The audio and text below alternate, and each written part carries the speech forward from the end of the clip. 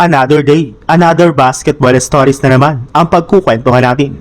At ngayon nga ay pag-uusapan natin ang balitang delikado pa nga po ngayon ang Minnesota Timberwolves at ang preview ng Game 5 sa pagitan ng Los Angeles Lakers laban sa Houston Rockets.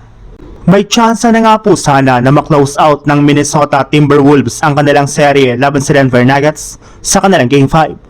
Ngunit sa hindi nga po inasahan ay natalo pa rin nga po sila dito at umabot pa nga po sa 3-2 ang kanilang serye. Ibig sabihin, isang panalo na lang naman nga po ng Nuggets ay mapupersa na nga po nito ang Game 7. Pero ang pinakamasakit nga po ngayon para sa Wolves ay ang pagkakaroon na naman ni Naz Reid ng ankle sprain sa third quarter ng kanilang bakbakan. Although nakabalik pa rin naman nga po ito sa Game 5 matapos ang ilang minuto na pagkawala nito, ay hindi na rin naman nga po natin may kakailang nalilimitahan ng kanyang injury ang kanyang galaw sa loob ng court. Kaya napabilang na nga po siya sa mga player ng Wolves na may injury ngayon na isang hindi magandang balita para sa kanilang kupunan. Ito na nga po ang sinasabing dahilan bakit delikado pa ang kalagayan ngayon ng Wolves na makambakan pa sa kanilang serye. Kita nga po sa kanilang naging Game 5 na kulang talaga ang opensa ngayon ng Minnesota sa pagkawala nila Donte DiVincenzo at Anthony Edwards.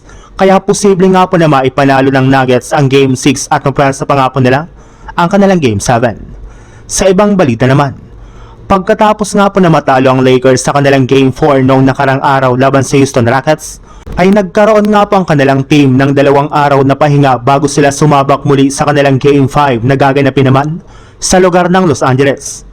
May pagkakataon na nga po sila dito na tapusin ang kanilang serye at dumiretso na sa second round ng West Playoffs para kalabanin ang ating defending champions na OKC Thunder. At bago pa man nga po magsimula ang kanilang Game 5, ay inanunsyo na nga po ng Lakers na bagamat man game time decision pa rin ang kalagayan ni Austin Reeves ay mas malaki na nga po ang tsansa na makapaglaro na ito bukas laban sa Rockets. Kaya inaasahan nga po na mas lalakas ng lalo ang kanilang lineup, lalo na ang kanilang scoring at opensa. Habang pagdating naman nga po sa Houston Rockets, mananatili na naman nga pong underman ang kanilang lineup sa inaasahan na hindi dito paglalaro ni Kevin Durant na may iniinda pa ring 2 klaseng injury.